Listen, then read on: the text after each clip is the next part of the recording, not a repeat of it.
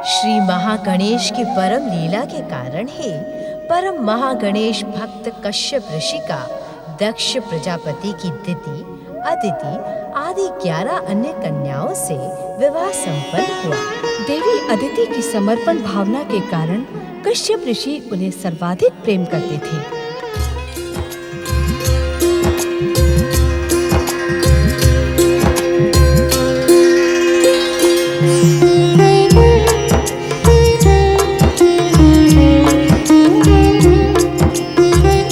परमेश्वराय नमो नमः। आयुष्मती भव। स्थान ग्रहण करो सुमुखी।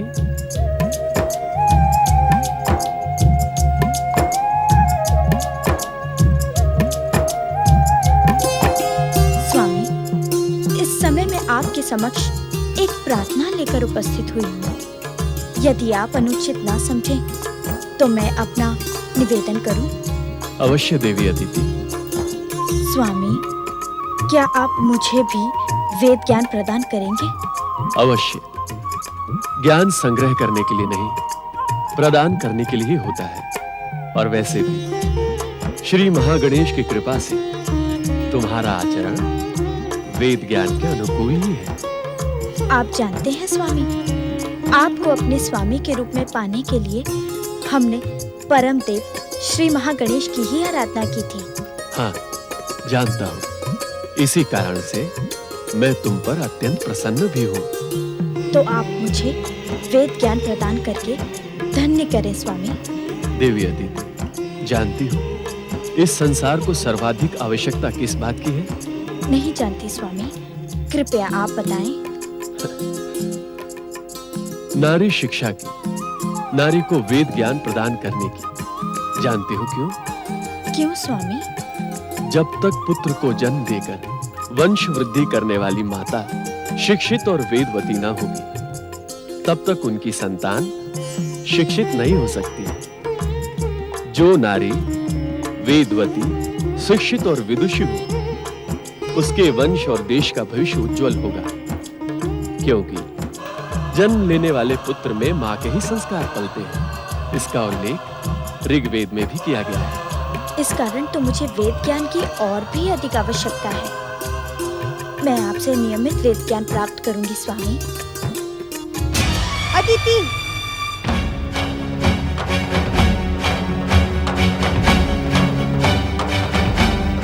आओ दीदी, तुम उचित समय पर आई। हम पर प्रसन्न होकर स्वामी आज हमें वेद ज्ञान प्रदान कर रहे हैं। तुम भी सुनो दीदी। वेद ज्ञान प्राप्त करने का ढोंग करने वाली अदिति, क्या तुम्हें अपने कुल और मर्यादा का तनिक भी ध्यान है? मुझसे कोई भूल हुई क्या दीदी? भूल तो अनजाने में होती है अदिति, किंतु तुम तो जानबूझकर मेरा अपमान कर रही हो, मेरी उपेक्षा कर रही हो। ये तुम क्या कह रही हो दीदी?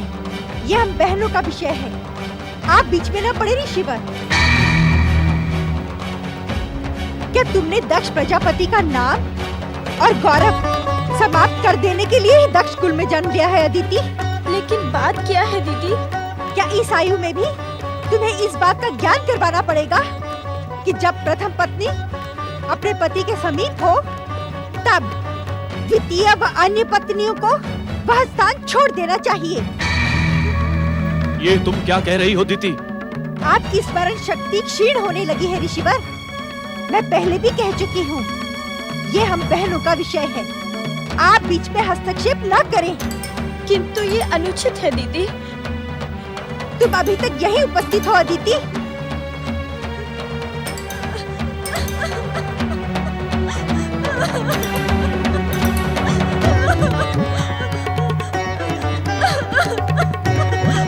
अदिति, ये तुमने उचित नहीं किया दीदी। पति पर तो हर पत्नी का समान अधिकार होता है। हर पत्नी का समान अधिकार होता है, किंतु प्रथम पत्नी का विशेष अधिकार। मैं अपना अधिकार मांगती नहीं, छीनना जानती हूँ।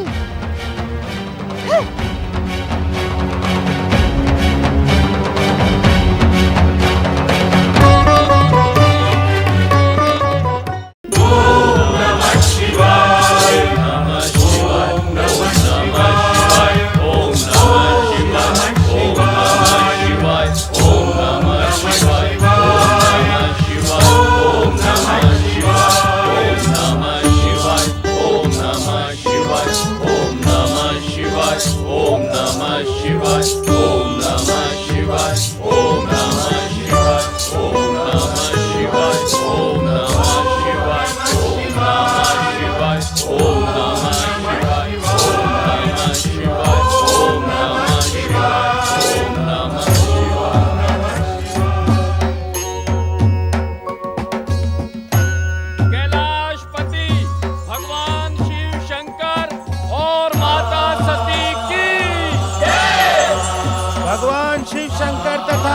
शक्ति स्वरूपा माता सती की।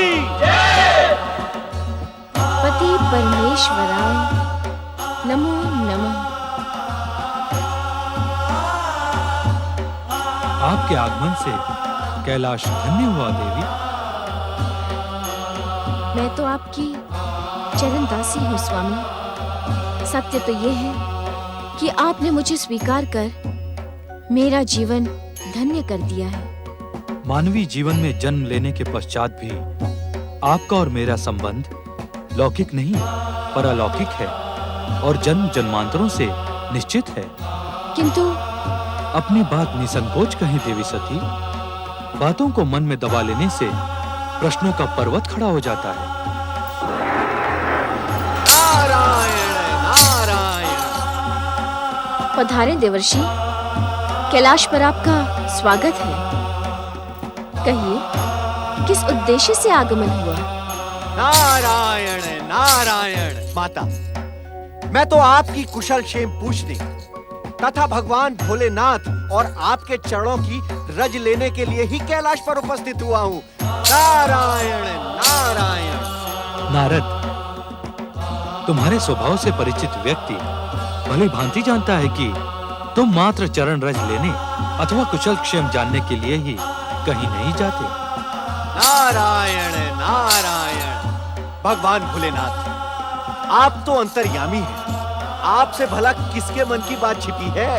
तुम्हारे मन की बात को पढ़कर ही शक्ति स्वरूपा देवी सती ने तुम्हारे आने का कारण पूछा था। अब अपने भटकते चित्त की भांति हमें भटकाने का प्रयास ना करो और अपने आने का उद्देश्य कहो। नारायण नारायण। भोलेनाथ, आपके शुभ विवाह में भैया दक्ष ने प्रथम पूज्य श्री महागणेश का पूजन नहीं किया। इसका परिणाम क्या होगा? इस संसार में श्री महागणेश की अग्र पूजा सृष्टि के प्रथम दिन से एक परंपरा रही है। विघ्न बाधाओं का अंत करने वाले श्री महागणेश की पूजा ठुकराने का दक्ष प्रजापति को तनिक भी पश्चाताप नहीं। यही तो मैं पूछ रहा हूँ भोलेनाथ कि इसका परिणाम क्या होगा? परिणाम को अभी भविष्य के गर्भ में ही छुपा रहने दो नारद। स्वामी, जानता हूँ आप यही प्रश्न पूछते पूछते शांत हो गई थी। महादेवी सती, श्री महागणेश की अग्र पूजा ना होना भविष्य का संकेत है। इस विषय में अभी कुछ भी कहना अनुचित है।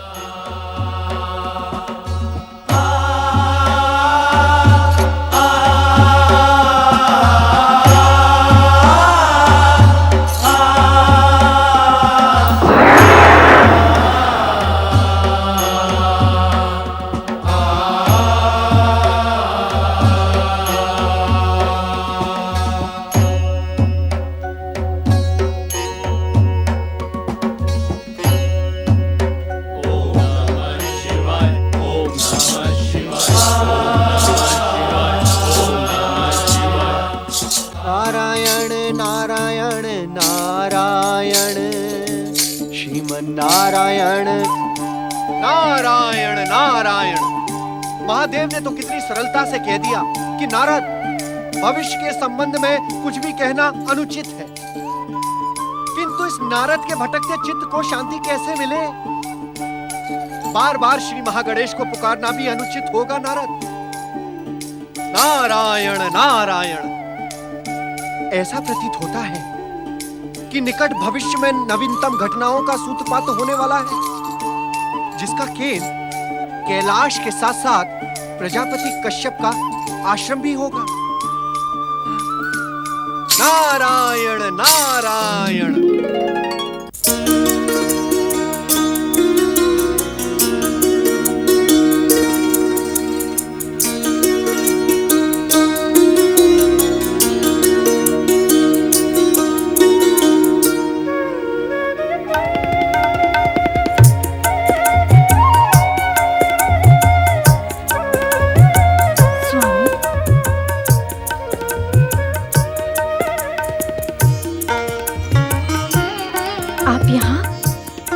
क्यों कष्ट किया स्वामी? मुझे बुला लिया होता। सुमुखी, उस दिन की घटना को अब तक मन में रखे हो?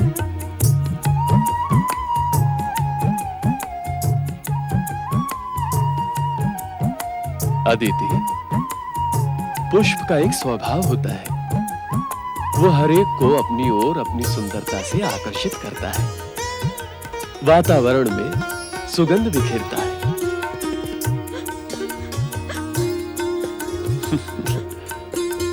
किंतु बहुत से दुष्ट उस सुगंधित पुष्प को बिना किसी उद्देश्य के ही तोड़कर फेंक देते हैं। तो क्या पुष्प अपनी सुगंध बिखेरना बंद कर दे? वैसे दीदी दीदी मुझसे बहुत अधिक प्रेम करती है, किंतु वे स्वाभिमानी है। एक ऋषि भी तुम्हारे स्वभाव से शिक्षा ले सकता है दीदी। स्वामी, सत्य को सुनकर चकित न हो सुमुखी। मैं स्वयं विगत कई दिनों से दीदी के व्यवहार से क्षुब्ध था, किंतु तुम्हारी बातें सुनकर मुझे मार्गदर्शन मिल गया है। एक ऋषि का सबसे बड़ा आभूषण क्षमादान होता है। मैं भी तुम्हारी भांति दीदी को क्षमा करता हूं। आप कितने महान हैं स्वामी। देवी अदिति, तुम्हारे पिता दक्ष प्रजापति के आशीर्वाद से, श्री महागणेश की कृपा से और मेरी प्रसन्नता के कारण समय आने पर तुम एक नहीं अनेक महान पुत्रों की माता बनोगी। तुम्हारे पुत्रों के तेज से ये संसार जगमगा उठेगा।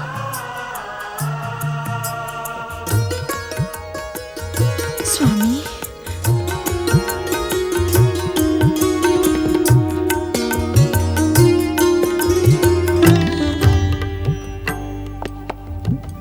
देवी सती, किन विचारों में मग्न हो तुम? स्वामी, मेरे मन में उठ रहे विचारों से आप अनभिज्ञ नहीं। हमें तुम्हारे विचारों का ज्ञान कैसे हो सकता है देवी? अंतर्यामी, आप तो हर मन की बात जानते हैं, फिर ऐसा क्यों कह रहे हैं? इसका कारण तुम्हारी सुमधुर वाणी सुनने का लोभ है देवी। स्वामी, निसंकोच कहें देवी सती, तुम्हारे मन में कौन से विचार जन्म ले रहे हैं? स्वामी, मानवीय अवतार धारण करने से पूर्व हमने आपसे निवेदन किया था कि हम आपकी कृपा से ममतामयी माता पद का गौरव प्राप्त करने के इच्छुक हैं। शक्ति स्वरूपा देवी सती, तुम्हारा शक्ति तत्व तो इस संसार की माता शक्ति का ही स्वरूप है। ये संसार तो तुम्हारी माँ जगदम्बा के रूप में ही आराधना करता है। आप सत्य कह रहे हैं स्वामी, किंतु आप ही की कृपा से एक असाधारण तेजस्वी पुत्र की आकांक्षा के कारण हमने मानवीय रूप धारण किया था स्वामी। इस संसार का हर प्राणी तुम्हारे लिए पुत्र के ही समान है। परिहास आपका स्वभाव नहीं है स्वामी, किंतु आज आप परिहास का आश्रय लेकर मुझे मेरे ही प्रश्न से विमुख क्यों कर रहे हैं? उत्तर दें स्वामी। माता की गौरवमयी ममता की प्राप्ति की मेरी इस इच्छा को आप कब पूर्ण करेंगे? आप मौन क्यों हैं स्वामी? मेरे प्रश्न का उत्तर दें। शक्ति स्वरूपा देवी सती, तुम मानवीय अवतार धारण करने से पूर्व अपने शक्ति रूप में श्री महागणेश के समीप गई थी। सर्वेश्वर श्री महागणेश, आप तो सृष्टि के मूलाधार हैं। आप प्रथम पूज्य हैं। आप ही सृष्टि के समस्त जड़ चेतन की वंदना के अधिकारी हैं। मैं आपके सन्मुख एक आकांक्षा लेकर प्रकट हुई हूँ। आपकी आकांक्षा का ज्ञान हमें भली भांति है मातृशक्ति। आपने महादेव शिव के सम्मुख जो मानवीय रूप धारण करने की इच्छा प्रकट की है, उसके पीछे आपकी माता बनने की कामना है। आपने पुत्र रूप में हमें प्राप्त कर हमें गौरव प्रदान करने की अभिलाषा की है। आप तो बिना कहे ही सब कुछ जान गए सर्वेश्वर श्री महागणेश। अब कृपा करके मेरी अभिलाषा भी पूर्ण करें। हे मातृशक्ति, आपकी अभिलाषा पूर्ण कर आपकी गोद में खेलने के लिए मेरा मन अभी से मचल रहा है। किंतु क्या श्री महागणेश? हम भी भगवान शिव की बात से सहमत हैं मातृशक्ति। ये समय मानवीय अवतार धारण करने के लिए उचित नहीं है। कारण? मातृशक्ति, आपको हमें पुत्र के रूप में प्राप्त करने के लिए लंबी प्रतीक्षा करनी होगी। मैं आपको पुत्र रूप में पाने के लिए लंबी प्रतीक्षा नहीं कर सकती श्री महागणेश।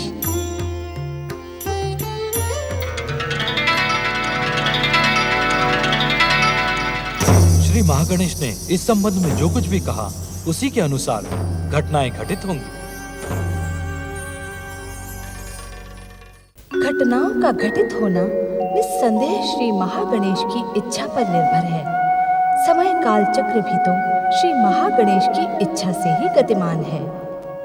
श्री महागणेश की इच्छा से ही समय का काल चक्र अपनी गति से आगे बढ़ता गया। सदाचारी देवी अदिति की समर्पण भावना भी इसी गति से अपने पति कश्यप के प्रति सुदृढ़ होती गई।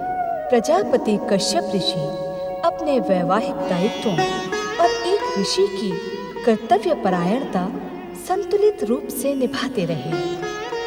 ओम महागणेशाय नमः स्वाहा। ओम महागणेशाय नमः स्वाहा। ओम महागणेशाय नमः स्वाहा।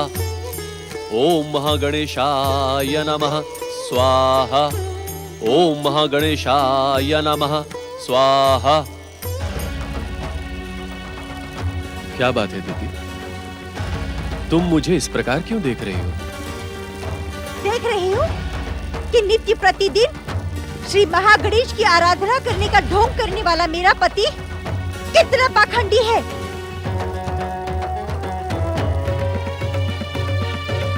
दीदी, क्या कहने की इच्छुक हो तुम? यही कि आप ऋषि कहलाने का अधिकार तो आपने खो दिया है। अब मैं आपको ढोंगी अथवा पाखंडी कहा करूं? कैसा विचित्र स्वभाव है तुम्हारा। और कैसा विचित्र व्यवहार है आपका। व्यवहार? क्या किया है हमने?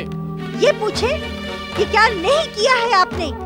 जो कुछ भी कहना है स्पष्ट कहो। श्री महागणेश यज्ञ पूजा में लगा मेरा मन भ्रमित न करो। श्री महागणेश पूजा का ढोंग करने वाले पाखंडी, तनिक इतना तो बताओ कि एक ऋषि इस संसार को किस दृष्टि से देखता है? एक समान दृष्टि से। समानता का आदर्श बताने वाले ढोंगी, फिर आपने अपनी पत्नियों में समानता क्यों नहीं रखी? अर्थात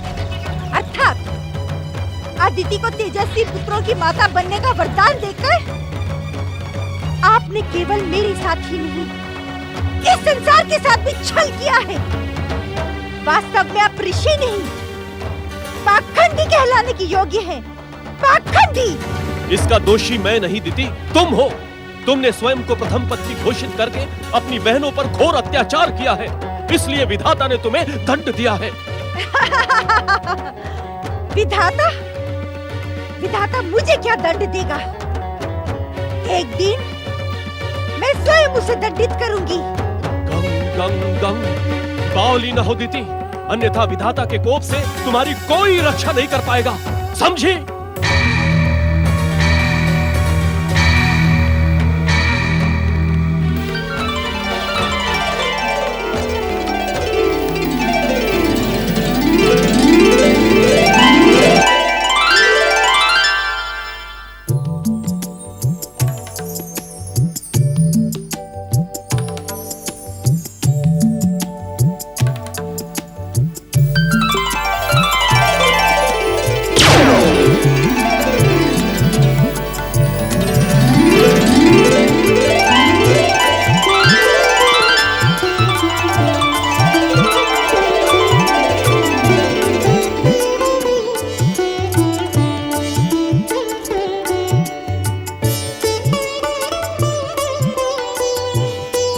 माता अदिति की जय। माता अदिति की जय। माता अदिति की जय। माता अदिति की जय। माता अदिति की जय। माता अदिति की जय। प्रणाम माते। आयुष्मान भव पुत्रों।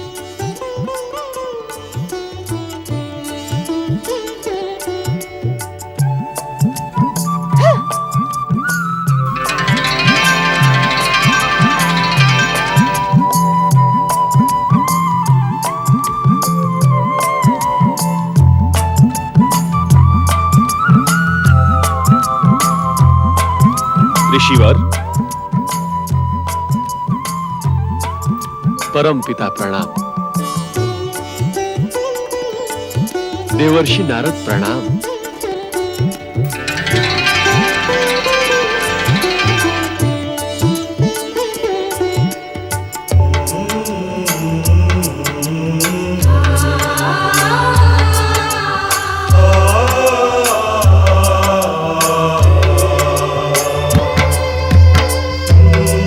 प्रणाम देवगुरु बृहस्पति। हमारी शुभकामना स्वीकार करें प्रजापति कश्यप ऋषि। श्री महागणेश की कृपा से आप देवताओं के राजा इंद्र और संसार को अपने तेज से प्रज्वलित करने वाले सूर्य देव जैसे तेजस्वी पुत्रों के पिता बन गए। जय जय श्री महागणेश। आपको शत बधाई ऋषिवर, शत बधाई। माता आदित्य की जय, माता आदित्य की जय, माता आदित्य की जय, माता आदित्य की जय, माता आदित्य की जय, माता आदित्य की जय, माता आदित्य की जय।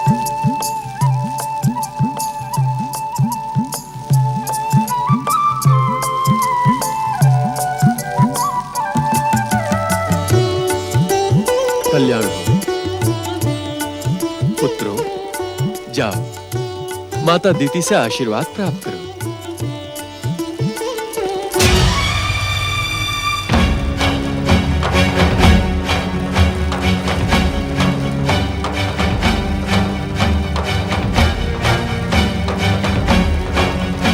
नारायण नारायण। देवी देवी, चरण स्पर्श करने वाले को आशीर्वाद देना नैतिक धर्म होता है। मुझे आपसे नैतिक ज्ञान प्राप्त करने की आवश्यकता नहीं है।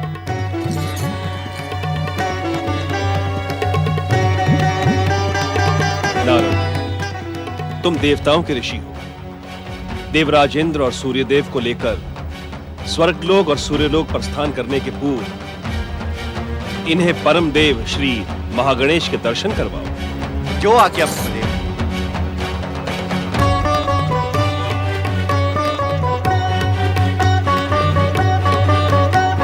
कल्याण। नारायण नारायण।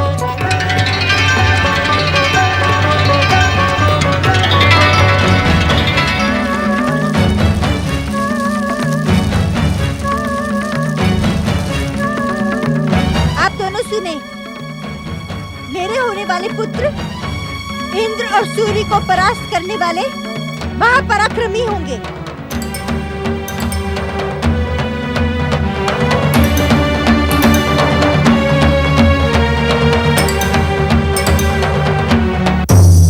मैं आपके सन्मुख एक आकांक्षा लेकर प्रकट हुई हूँ। आपकी आकांक्षा का ज्ञान हमें भली भांति है मातृशक्ति। आपने पुत्र रूप में हमें प्राप्त कर हमें गौरव प्रदान करने की अभिलाषा की है। मातृशक्ति, आपको हमें पुत्र के रूप में प्राप्त करने के लिए लंबी प्रतीक्षा करनी होगी, लंबी प्रतीक्षा करनी होगी, लंबी प्रतीक्षा करनी होगी, लंबी प्रतीक्षा करनी होगी।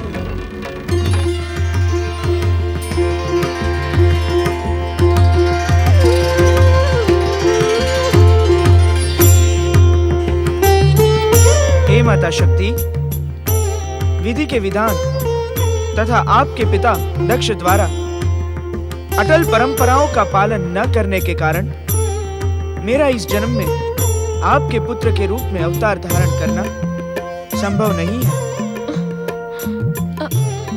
आप अपनी पुत्राकांक्षा अगले जन्म तक संयमित रखें।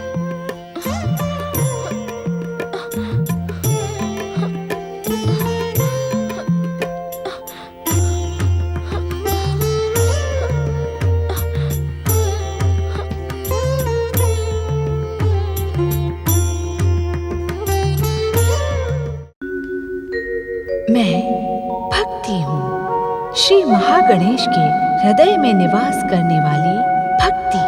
मैं पूजा हूँ, श्री महागणेश की कृपा से संपूर्ण ब्रह्मांड की प्रेरणा स्रोत पूजा। जिज्ञासु नारद व्यग्र हो गए। समय के साथ देवी अदिति ने देवराज इंद्र और सूर्यदेव जैसे 2 महान पुत्रों को जन्म दिया। उधर माता सती के मन में श्री गणेश को पुत्र रूप में पाने की आकांक्षा थी। दूसरी ओर देवर्षि नारद, सूर्यदेव तथा इंद्रदेव परम देव श्री महागणेश के दर्शनों हेतु उनकी प्रार्थना करते हैं।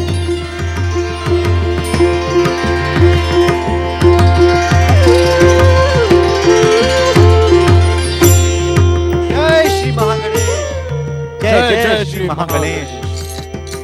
हे परम देव श्री महागणेश, देवराज इंद्र को एवं सूर्य देव को अपने आशीर्वाद से धन्य करे प्रभु। नारद, तुम भली भांति जानते हो कि सत्य तथा सदाचार के मार्ग पर चलने वालों को मेरा आशीर्वाद सदा प्राप्त रहता है। देवराज इंद्र, गृहपति सूर्यदेव, अपने माता व पिता के संस्कारों के कारण आपको जन्म से ही अपने कर्तव्यों का ज्ञान है, किंतु अपने कर्तव्य पथ पर आप दोनों को सावधान रहना होगा। सावधान? गंग गंग गंग गंग प्रभु, किससे सावधान रहना होगा? इनकी विमाता दीति ने महापराक्रमी दैत्यों की माता बनने के लिए ही जन्म लिया है। वे अपने पति, बहनों तथा देवताओं को आतंकित करने का एक भी अवसर जाने नहीं देगी। हे श्री महागणेश, किंतु इसका परिणाम क्या होगा? परिणाम को भविष्य के गर्भ में ही छिपा रहने दे देवर्षि नारद। समय से पूर्व सब कुछ जान लेना अनुचित है।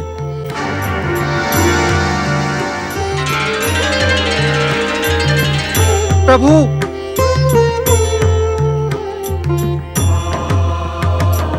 नारायण नारायण। हे श्री महागणेश, आप मुझे जिज्ञासा के महासागर में छोड़कर अदृश्य हो गए।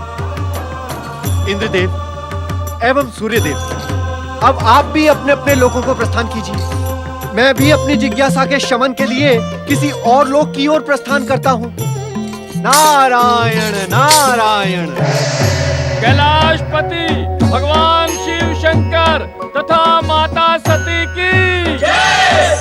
भगवान भोलेनाथ तथा माता सती की जय।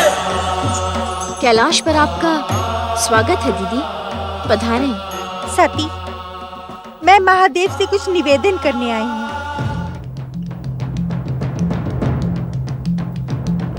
कैसा निवेदन?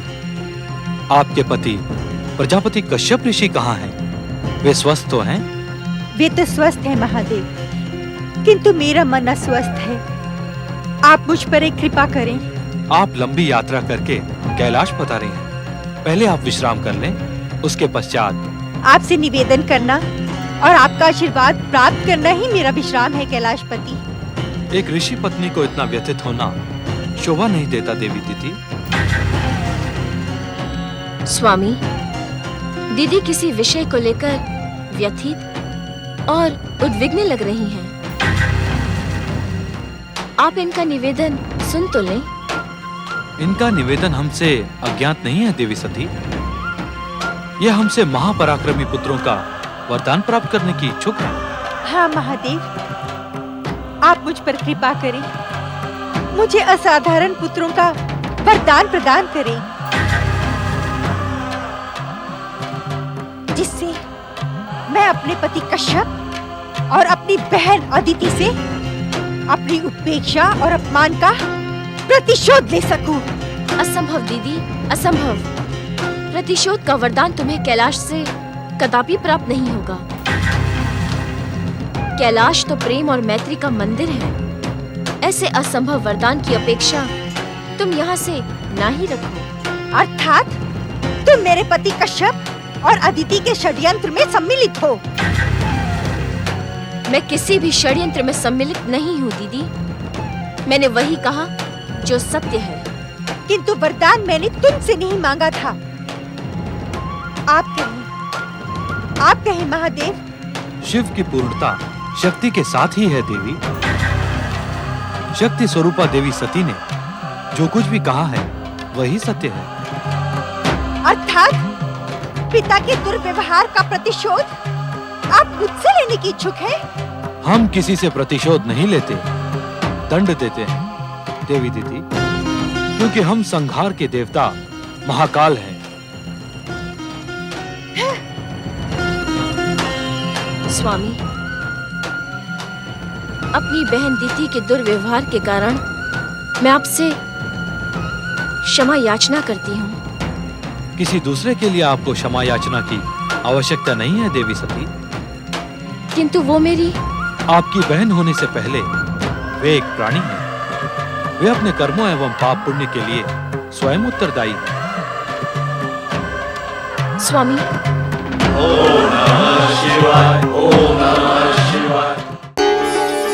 देवगुरु बृहस्पति प्रणाम। आयुष्मान भव। देवराज इंद्र व देवी शची का स्वर्ग लोक में स्वागत है। पधारिए। देवराज इंद्र और देवी शची की, देवराज इंद्र और देवी शची की, देवराज इंद्र और देवी शची की, देवराज इंद्र और देवी शची की, देवराज इंद्र और देवी शची की, देवराज इंद्र और देवी शची की, देवराज इंद्र और देवी शची की, देवराज इंद्र और देवी शची की, देवराज इंद्र और देवी शची की, देवराज इंद्र और देवी शची की। विनाशक शक्ति के प्रतीक पातालवासी असुरों, प्रकट हो। विध्वंसक भयानक शक्तिशाली असुरों, प्रकट हो।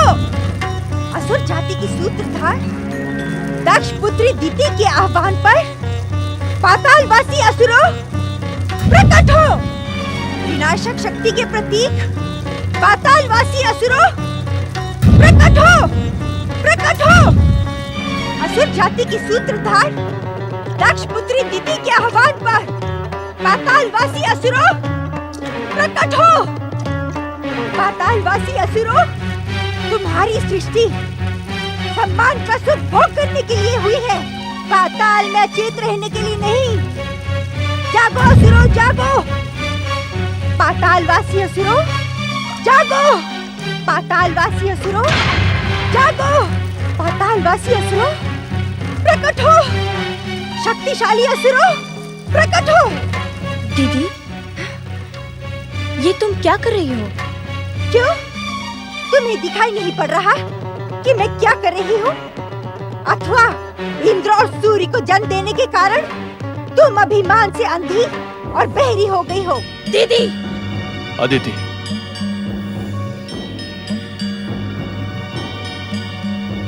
दीदी, मेरे पुत्र तुम्हारे लिए भी तो पुत्रों के ही समान हैं। नहीं, मेरा पुत्र मेरी कोख से जन्मा महापराक्रमी होगा, जो तुम्हारे पुत्रों को पराजित कर देगा। अपनी बहन अदिति से ऐसी घृणा क्यों दीदी? घृणा? नहीं, मुझे इससे घृणा नहीं है, प्रेम है। प्रेम। प्रेम? किंतु प्रेम का स्वभाव ऐसा नहीं होता है दीदी। भक्ति का पाखंड करने वाला क्या जाने प्रेम का स्वभाव। मेरी बहन अदिति ने ही तो मेरे भीतर महापराक्रमी पुत्र को जन्म देने की मनोकामना जागृत की है। किंतु मैंने कहा न ऋषिवर, ये घृणा नहीं है।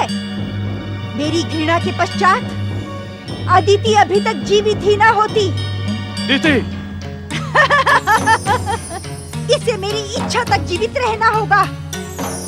जिन पुत्रों पर ये इतना अभिमान कर रही है, मेरे पुत्रों और पातालवासी असुरों के द्वारा उनकी भयानक दुर्दशा देखनी होगी। मैं ये कदापि न होने दूंगा। जागो असुरों, जागो। पातालवासी असुरों, जागो। सावधान दीदी, सावधान। प्रजापति दक्ष की पुत्री होने के कारण एवं हमारे यज्ञ कुंड में आहुतियां डालने के कारण तुम्हारे आवाहन का स्वर निश्चित रूप से पाताल लोक तक पहुंचेगा। निश्चित पहुंचेगा। हाँ, किंतु सोए हुए पातालवासी असुरों को जगाने का परिणाम भयंकर और विध्वंसक होगा। विध्वंसक इच्छा साध कर ही तो मैं असुरों का आह्वान कर रही हूँ, जिससे इसके पुत्रों को पराजित कर इसका गर्भ खंडित कर सकूं।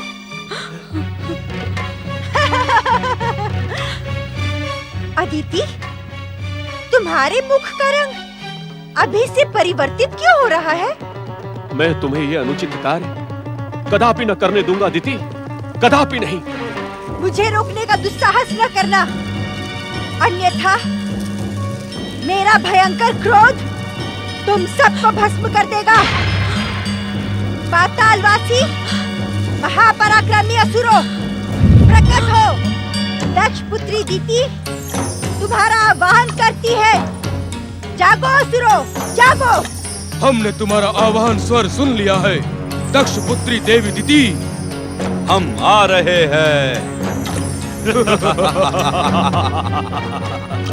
दक्ष पुत्री दीति तुम्हारा आह्वान करती है। जागो असुरों, जागो।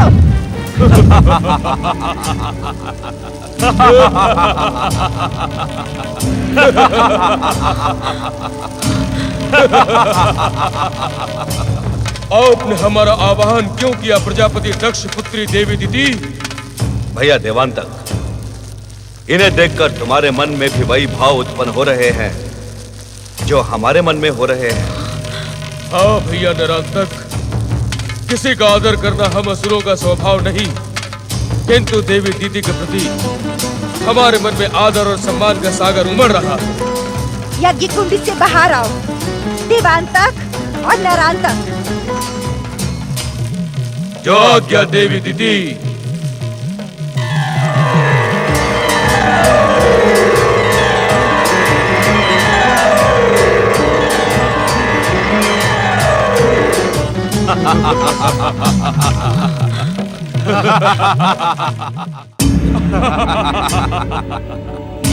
हमारे मन में आपका आदर करने और आपका आदेश मानने की इच्छा क्यों जागृत हो रही है माता दीदी?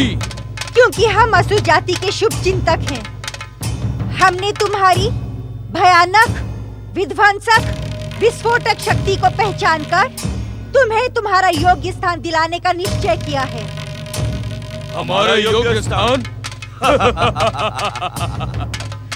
कहाँ है हमारे योग्य स्थान? स्वर्ग का सिंहासन।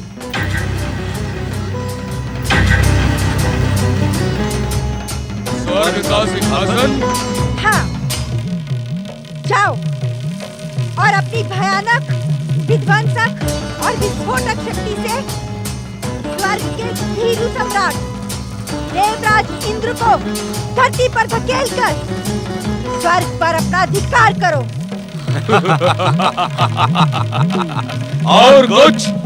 हाँ, इस संसार में शक्ति पूजन की परंपरा है। तुम दोनों पृथ्वी वासियों को अपनी आसुरी शक्ति का परिचय देते हुए उन्हें अपनी पूजा के लिए विवश कर दो। आपकी आज्ञा शिरोधार्य है माता दीदी। मैं उस देवराज इंद्र को स्वर्ग से नीचे धकेल देता हूँ भैया नरांतक। हाँ, और मैं इन पृथ्वीवासियों को असुर पूजन के लिए विवश करता हूँ।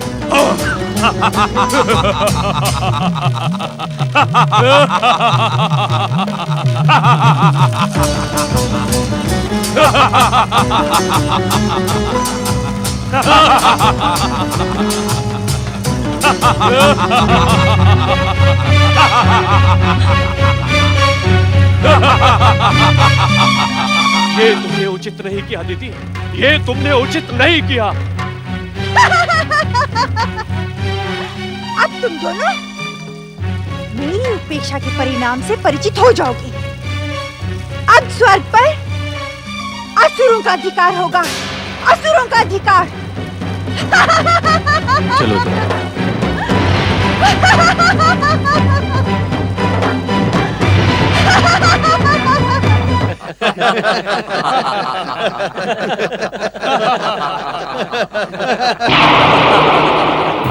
नारायण नारायण। सावधान, सावधान, सावधान देवराज इंद्र, सावधान। असमय उपस्थित होकर आप हमें किस बात से सावधान कर रहे हैं देवर्षि? देवराज, एक गुरु तथा ऋषि का कर्तव्य होता है कि वो अपने शिष्यों को भविष्य में होने वाले संकटों से सावधान करे। देवगुरु बृहस्पति, स्वर्गाधिपति देवराज इंद्र किसी का शिष्य नहीं। आप मुझसे निवेदन करते समय मर्यादा का विशेष ध्यान रखें। और रहा प्रश्न संकट का, तो वो स्वर्ग पर उत्पन्न हो ही नहीं सकता। क्या कहने के इच्छुक हैं आप देवराज? क्या मैं व्यर्थ ही आपको सावधान करने के लिए आया हूं? मैं आपके स्वभाव से भली भांति परिचित हूं देवर्षि। आपको स्वर्ग का नृत्य, उत्सव, आनंद इत्यादि प्रिय नहीं। अपने अहंकार में आप देवऋषि नारद का अपमान करने की भूल ना करें देवराज। इसका परिणाम आपकी ऐश्वर्यशाली सत्ता के लिए घातक सिद्ध होगा। यह स्वर्ग का महान सिंहासन हमने देवर्षि की कृपा अथवा आपके आशीर्वाद से नहीं प्राप्त किया। आप मुझे चेतावनी देने का दुस्साहस ना करें देवगुरु। विनाश काले विपरीत बुद्धि। नारायण नारायण।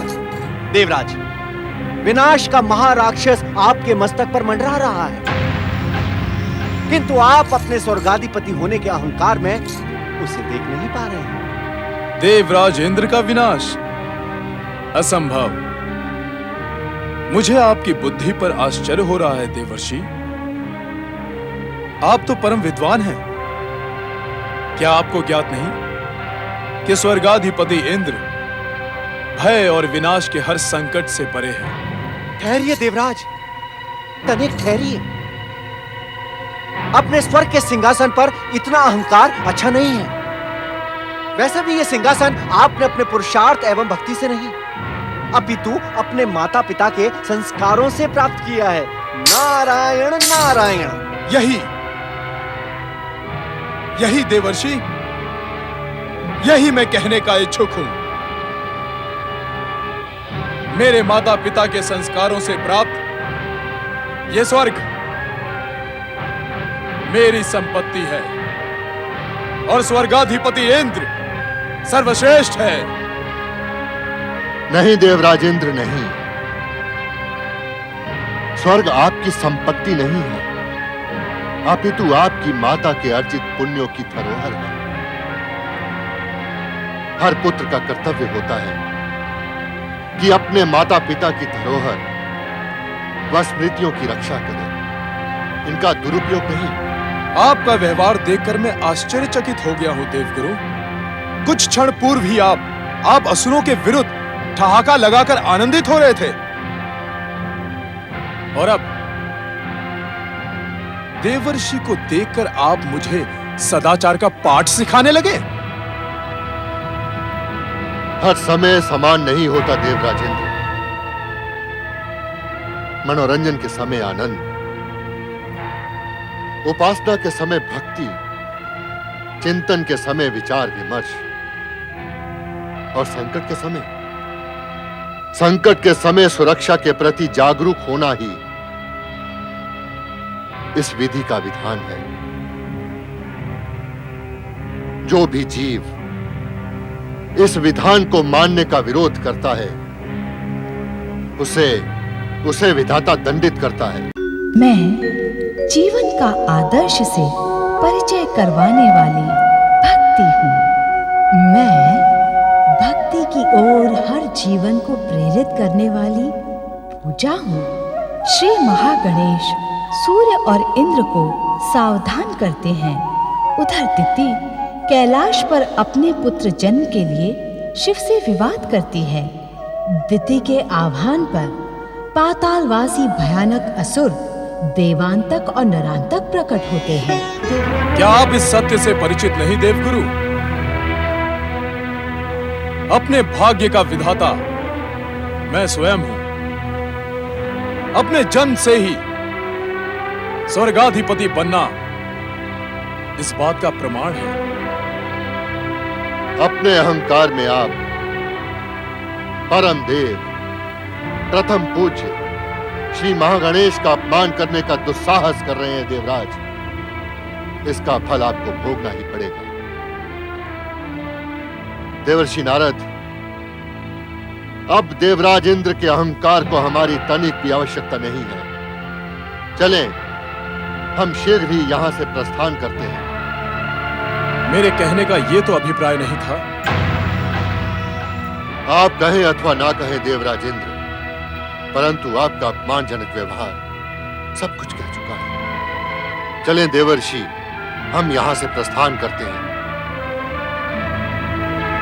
नारायण नारायण। देवराज इंद्र, आप अपनी विमाता दिति के ईर्ष्यालु स्वभाव से भली भांति परिचित हैं। मैं जिस भयानक संकट की सूचना लेकर स्वर्ग आया था, उसे देवी दिति ने ही रचा है। नारायण नारायण। आप किस संकट का उल्लेख कर रहे हो देवर्षि नारद? अरे देवराज, नारायण नारायण। देवराज इंद्र, किसी भी संकट की सूचना सुनकर भयभीत होना आपको शोभा नहीं देता।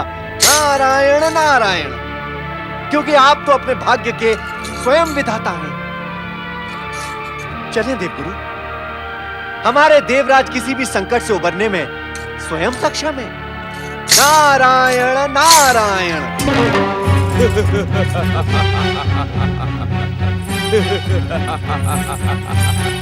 गुरुदेव, देवर्षि, क्षमा करें देवर्षि, क्षमा करें गुरुदेव, कृपया क्षमा करें। क्षमा तो एक साधुओं का आभूषण होता है। आप कृपा कर देवराज इंद्र के अपराध को क्षमा करके स्वर्ग के इस भावी संकट के विषय में बताएं। नारायण नारायण। देवी शची, अब वो संकट स्वर्ग के अत्यंत समीप आ पहुंचा है।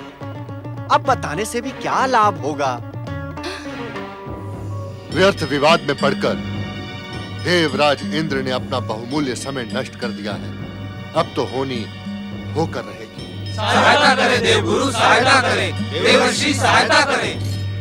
ठीक है देवगण, यदि आप इतना अनुरोध कर रहे हैं तो मैं बता देता हूं। मैं बता दूं देवराज कि आपकी विमाता दिति ने आपसे प्रतिशोध लेने के लिए पातालवासी भयानक दैत्य देवांतक का आह्वान किया है। ध्यान रहे कि यह विध्वंसक शक्ति वाला दैत्य देवताओं का अंत करने के लिए ही प्रकट हुआ है। नारायण नारायण।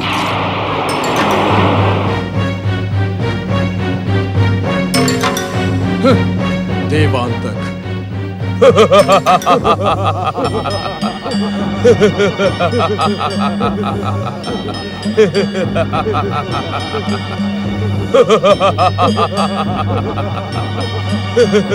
चलो देवी।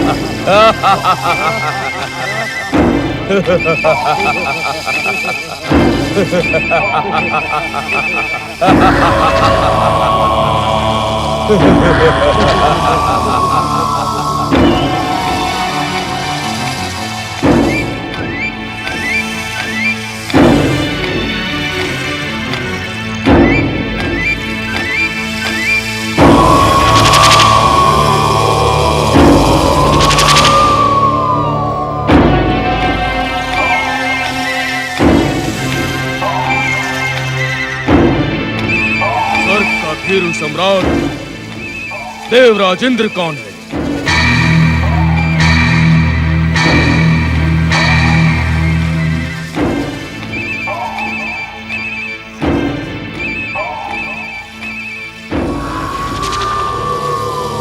बताओ, वीर इंद्र कौन है?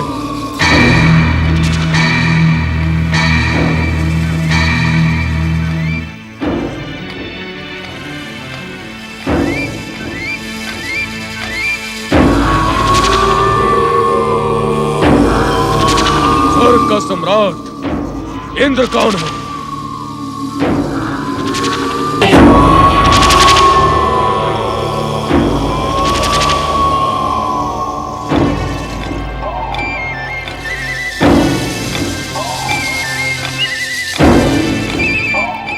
स्वर्ग का भीरू सम्राट इंद्र कौन है?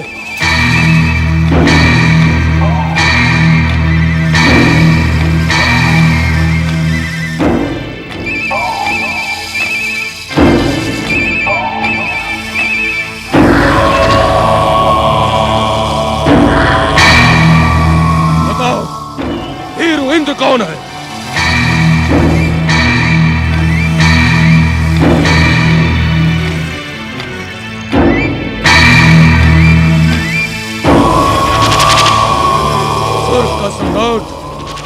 देवराज इंद्र कौन है?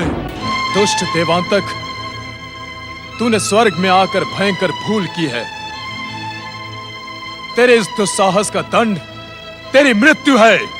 मूर्ख, क्या तू देवांतक का अर्थ नहीं जानता? मैं देवताओं का अंत करने के लिए ही प्रकट हुआ हूँ। मुझे बता कि देवराज इंद्र कौन है? क्या वो मेरे नाम से भयभीत होकर कायरों की भांति स्वर्ग छोड़कर भाग गया? मूढ़ बुद्धि देवांतक, तो इस समय अपनी मृत्यु अर्थात देवराज इंद्र के सम्मुख ही खड़ा है। तू इंद्र है? विश्वास नहीं होता कि तुझ जैसे निर्बल प्राणी को पराजित करने के लिए माता अदिति ने मेरा आह्वान किया है। देवांतक, अपनी मृत्यु को और अधिक भयानक न बना दुष्ट। हमारी इच्छा के बिना स्वर्ग से कोई जीवित नहीं जा सकता। मैंने तुम्हारे इच्छा के बिना ही स्वर्ग में प्रवेश किया है और अब अपनी इच्छा से तुम सबको स्वर्ग से धकेल दूंगा। तुझे देवताओं की शक्ति और स्वर्ग के रहस्य का ज्ञान नहीं है मूर्ख। मुझे हर रहस्यमय शक्ति का भलीभांति ज्ञान है इंद्र, किंतु जिस शक्ति की नींव अहंकार पर खड़ी हो उसे नष्ट करना मेरे लिए क्षण मात्र का काम है। पवन देव, वरुण देव, अग्निदेव, अपने शक्तियों के प्रहार से समाप्त कर दो इस दुष्ट को।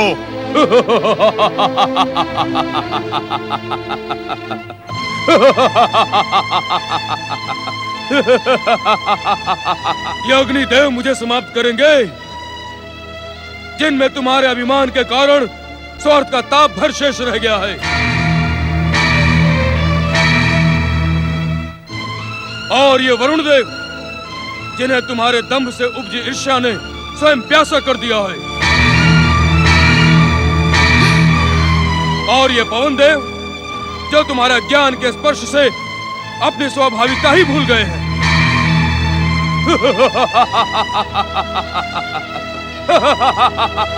और इन शेष देवताओं का मेरे सन्मुख तो कोई अस्तित्व ही नहीं।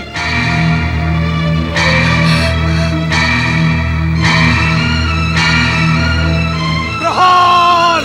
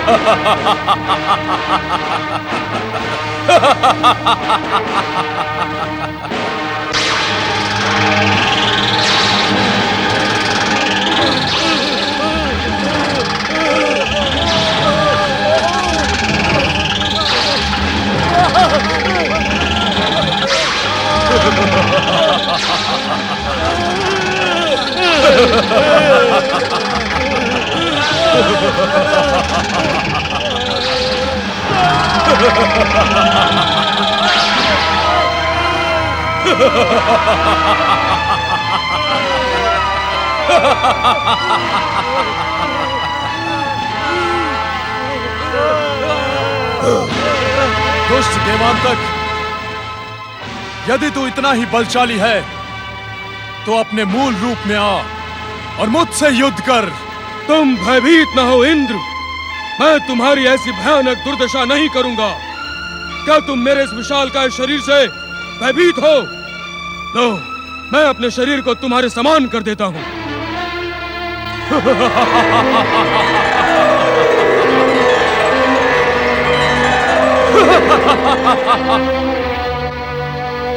अपनी शक्ति की बढ़ चढ़कर प्रशंसा करने वाले इंद्र, तुझे तो मैं अपना ग्रास बनाऊंगा।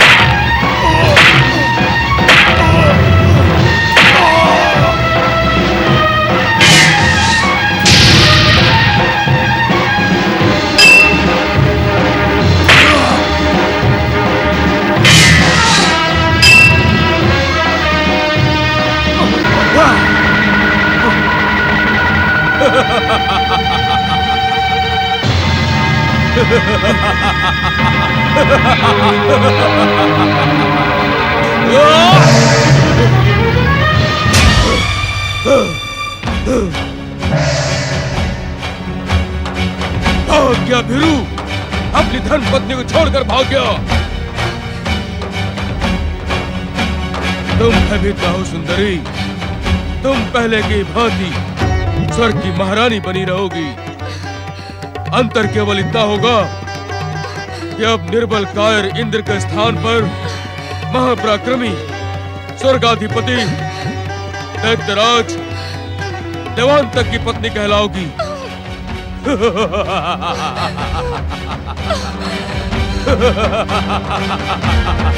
देवी शची, आप तुरंत अदृश्य हो जाएं।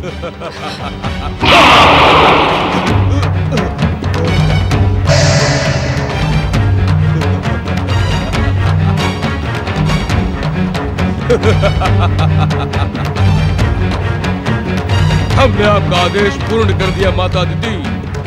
स्वर्ग पर दैत्यों का अधिकार हो गया और पृथ्वी पर भैया नरांतक आपकी इच्छा पूर्ण कर रहा होगा।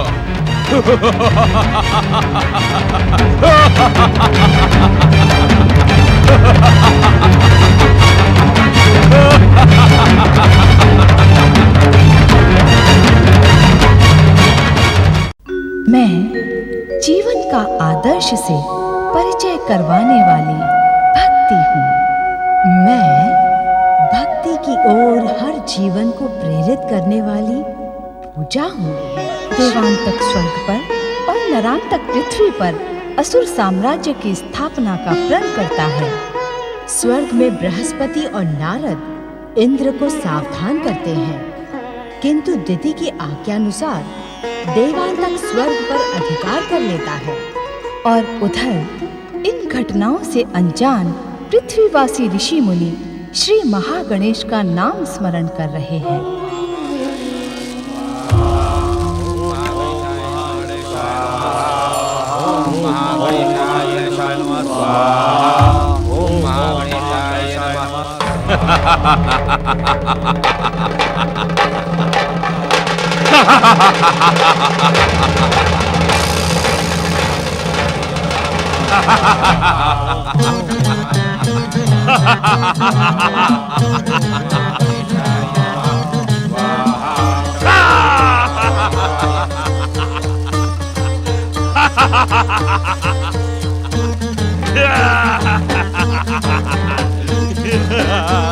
ओम महागणेशाय नमः। ओम महागणेशाय नमः। देवताओं का पूजन बंद करो दुष्टों। ओम महागणेशाय नमः।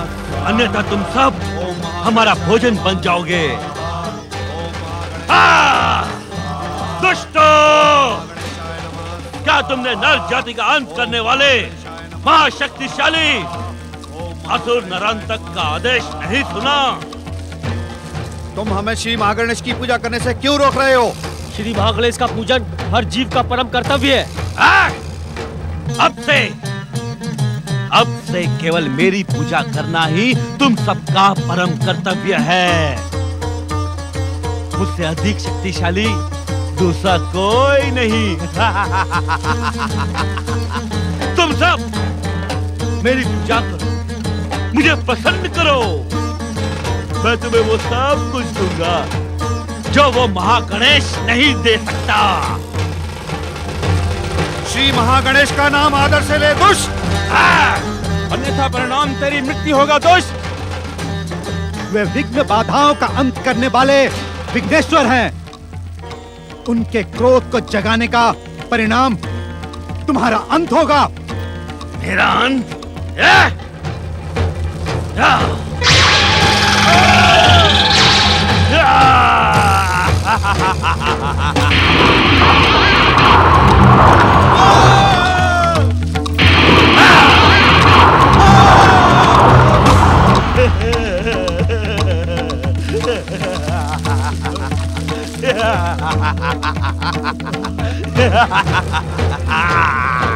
रक्षा करो श्री महागणेश, रक्षा करो, रक्षा करो श्री महागणेश, रक्षा करो।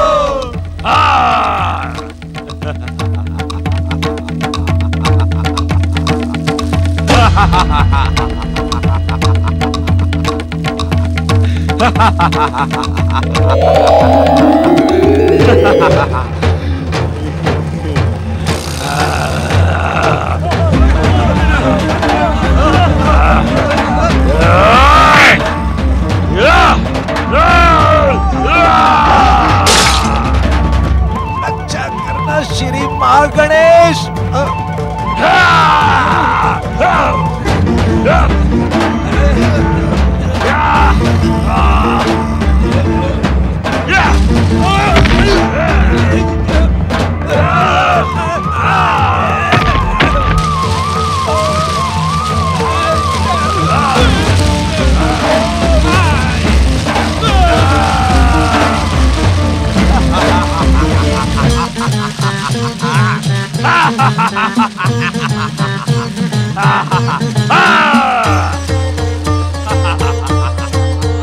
अब बुलाओ अपने अविघ्नेश्वर महागणेश को, बुलाओ।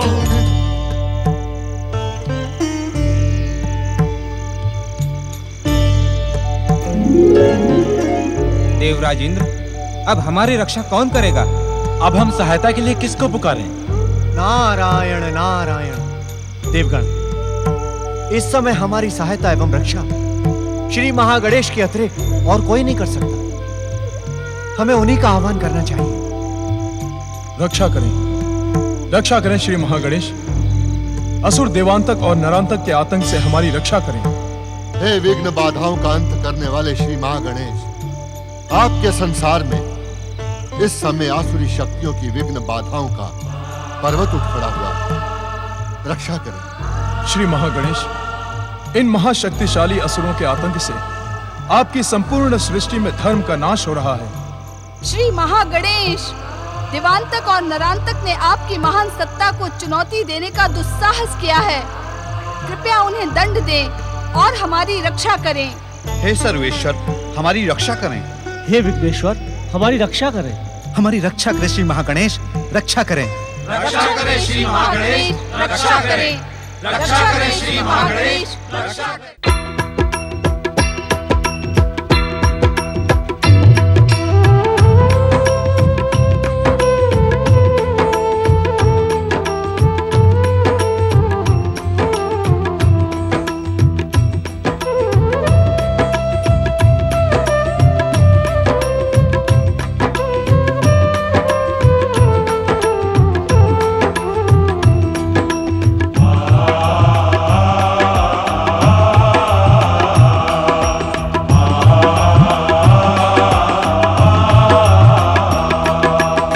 सर्वज्ञ हे सर्वेश्वर, हे विघ्नेश्वर, हे देवेश्वर। हे सर्वज्ञ हे सर्वेश्वर, हे विघ्नेश्वर, हे देवेश्वर। धर्म की रक्षा हेतु आओ, आसुरी बल से हमको बचाओ, हमको बचाओ। हे सर्वज्ञ हे सर्वेश्वर, हे विघ्नेश्वर, हे देवेश्वर। हे सर्वज्ञ हे सर्वेश्वर, हे विघ्नेश्वर, हे देवेश्वर। झूठ कपट की बाधा हटाओ, झूठ कपट की बाधा हटाओ। पीड़ित है प्रभु पीड़ा मिटाओ।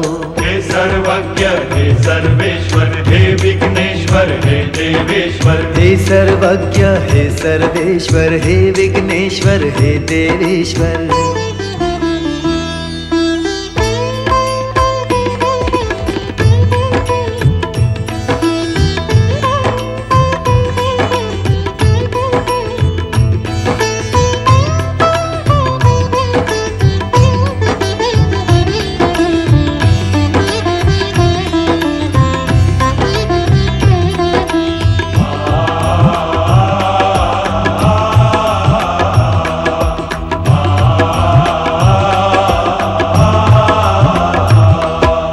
दसों दिशाएं धराए अंबर, भय से कांप रहे हैं थर थर।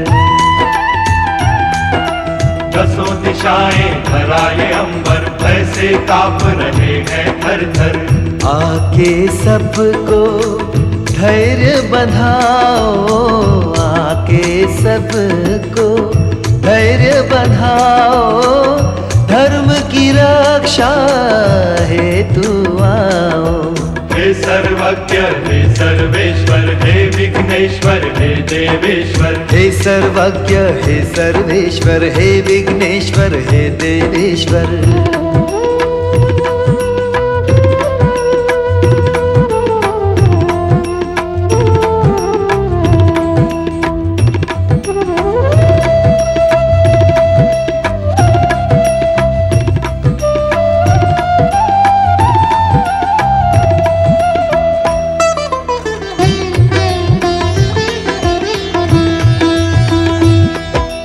अर्थ अनर्थ में ना खो जाए, कार्य अशुभ ये ना हो जाए। अर्थ अनर्थ में ना खो जाए, कार्य अशुभ ये ना हो जाए। हमको उजियारा दिखलाओ, हमको उजियारा दिखलाओ।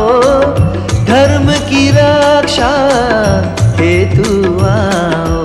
हे सर्वज्ञ हे सर्वेश्वर, हे विघ्नेश्वर, हे देवेश्वर। हे सर्वज्ञ हे सर्वेश्वर, हे विघ्नेश्वर, हे देवेश्वर।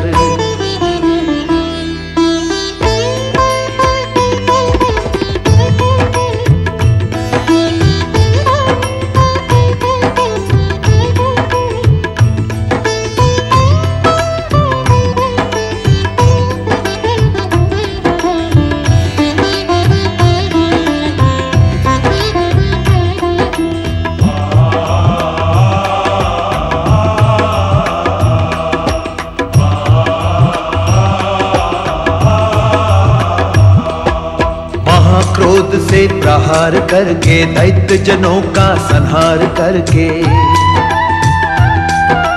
महाक्रोध से प्रहार करके, दैत्य जनों का संहार करके, नाम को अपने मान दिलाओ, नाम को अपने मान दिलाओ, धर्म की रक्षा हेतु आओ। हे सर्वज्ञ हे सर्वेश्वर, हे विघ्नेश्वर हे देवेश्वर, हे सर्वज्ञ हे सर्वेश्वर, हे विघ्नेश्वर हे देवेश्वर, धर्म की रक्षा हेतु आओ, आसुरी बल से हमको बचाओ, हमको बचाओ। हे सर्वज्ञ हे सर्वेश्वर, हे विघ्नेश्वर हे देवेश्वर, हे सर्वज्ञ हे सर्वेश्वर, हे विघ्नेश्वर हे देवेश्वर, हे सर्वज्ञ हे सर्वेश्वर, हे विघ्नेश्वर हे देवेश्वर, हे सर्वज्ञ हे सर्वेश्वर, हे विघ्नेश्वर हे देवेश्वर।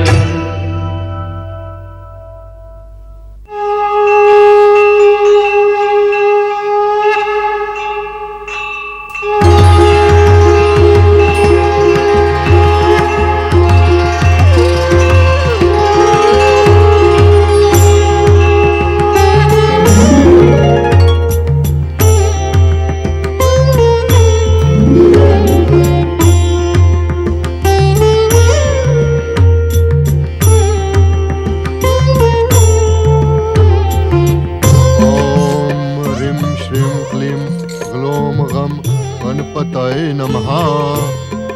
ओम ब्रह्म स्वरूपाय गणाधिपतये नमः।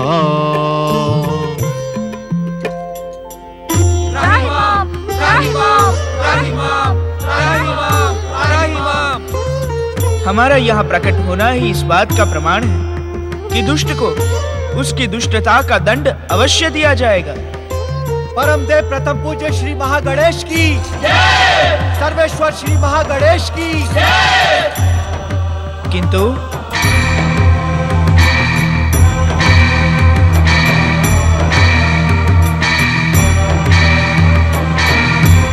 जीवन प्राप्त करने वाली जीवात्मा की आयु जब तक शेष है, हम उसका वध नहीं करेंगे। अर्थात श्री महागणेश, अर्थात हमारी इच्छा से जीवन प्राप्त करने वाली हर जीवात्मा अपना जीवन जीने के लिए स्वतंत्र होती है। वे अपने सत्कर्मों द्वारा महागणेश लोक प्राप्त कर सकती है तथा अपने दुष्कर्मों से नरक की भागी बन सकती है।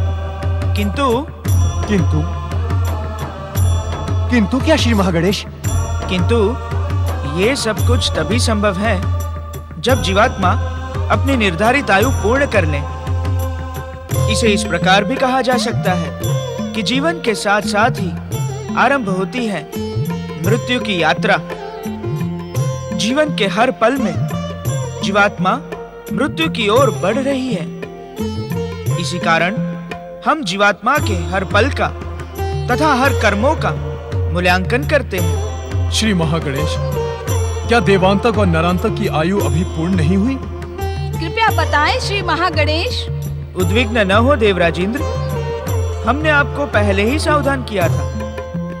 आपके माता व पिता के संस्कारों के प्रभाव के कारण आपको देवराज पद अवश्य प्राप्त हुआ है, किंतु इस पद पर आप अपने सत्कर्मों द्वारा ही स्थिर रह सकते हैं।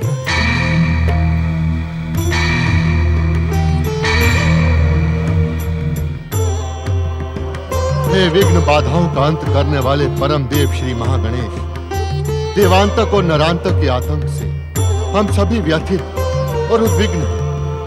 कृपया हमारा मार्गदर्शन करें, हमारे अपराधों को क्षमा करें महागणेश, क्षमा करें। देव गुरु बृहस्पति, देवांतक तथा नरांतक का वध स्वयं हमारे द्वारा हमारे महोदर अवतार में ही होगा। महोदर अवतारी परम देव श्री महागणेश की जय। महोदर अवतारी परम देव श्री महागणेश की जय। परम देव श्री महागणेश की जय। प्रथम पूज्य श्री महागणेश की जय। किंतु विधि के विधानानुसार हमारे महोदर अवतार में अभी समय शेष है। हे सर्वेश्वर श्री महागणेश, आपकी प्रार्थना करने वाला कभी निराश नहीं होता। हम आप सबको भी निराश नहीं करेंगे देवी शची। जिस प्रकार देवी दीति के आह्वान पर देवांतक तथा नरांतक जागृत हुए, इसी प्रकार हमारी इच्छा मात्र से वे पुनः पाताल अचेत हो जाएंगे। परमदेव श्री महागणेश की, परमदेव श्री महागणेश की, प्रथम पूज्य श्री महागणेश की।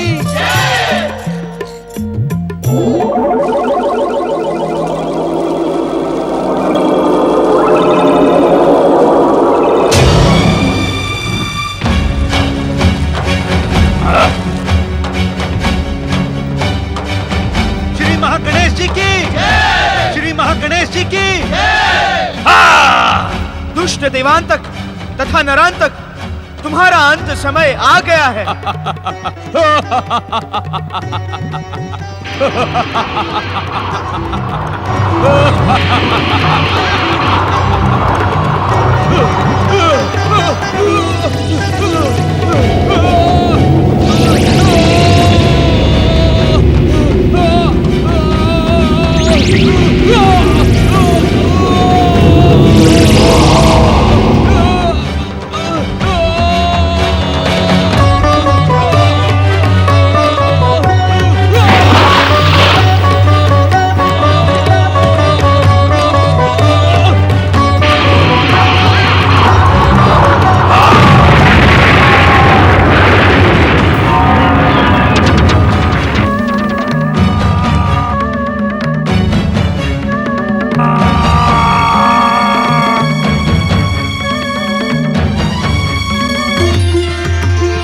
गणेश जी की, श्री महागणेश जी की।